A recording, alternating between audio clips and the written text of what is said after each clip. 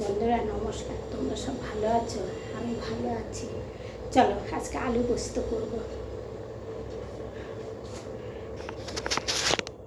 আজকে আলু পোস্ত হবে।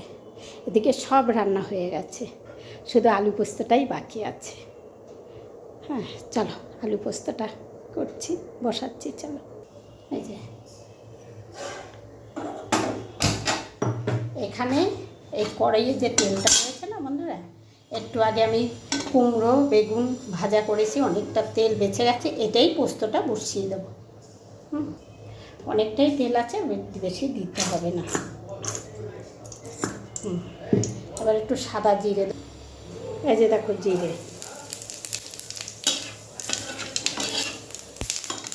আমি পোস্ততে জিরেই ফোড়ন দিই বন্ধুরা, আমার ভালো লাগে সেটা।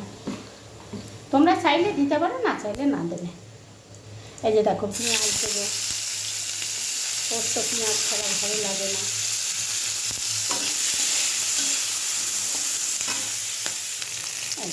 এবারে আমি আলুটা দিয়ে দেবো।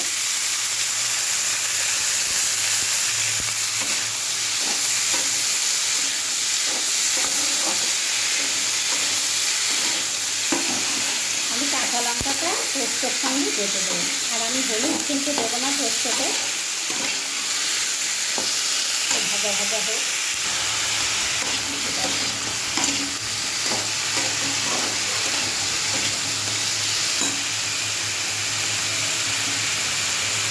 এই যে আমি নুন দিয়ে দিলাম।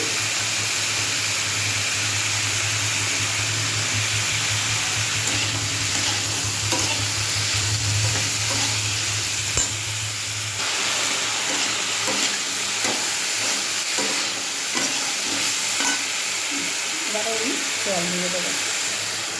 এবার আলুটা সেদ্ধ হোক, আমি পোস্ত বেটে নিয়ে আসি।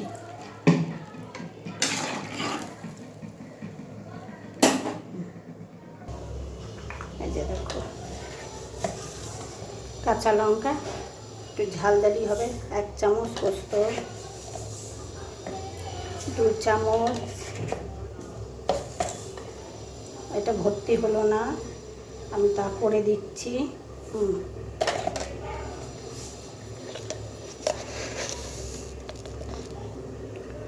এই যে 3.5 চামচ দিলাম পোস্ত, কারণ পোস্তটা আমি একটু বেশি করেই দেই।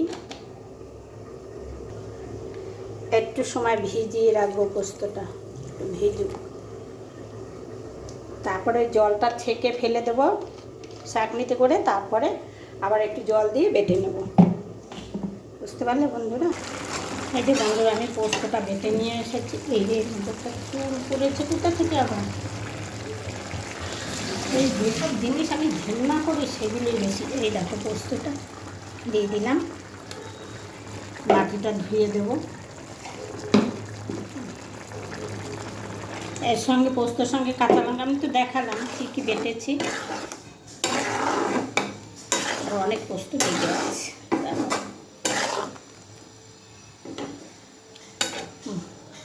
এই যে মিষ্টি দিয়ে দিলাম, এটা লেগে আছে, এটা দিয়ে দিলাম। দাঁড়া, এই বাটিটা ভালো করে ধুতে হবে, বাটিটার পাশে অনেক পোস্ত লেগে আছে। এই দেখো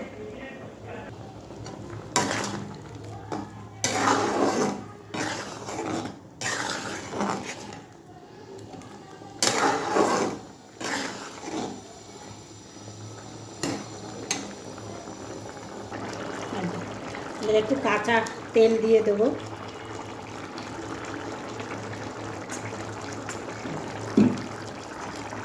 কাঁচা তেল দিয়ে দিলাম, তোমরা চাইলে দেবে, না চাইলে না দেবে। এবার একটু সুন্দরভাবে একটু ফুটুক, কাঁচা তেলটা গন্ধটা চলে যাবে, নামিয়ে দেবো।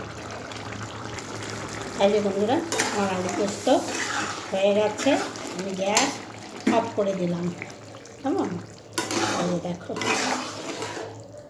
আমার আলু পোস্ত হয়ে গেছে।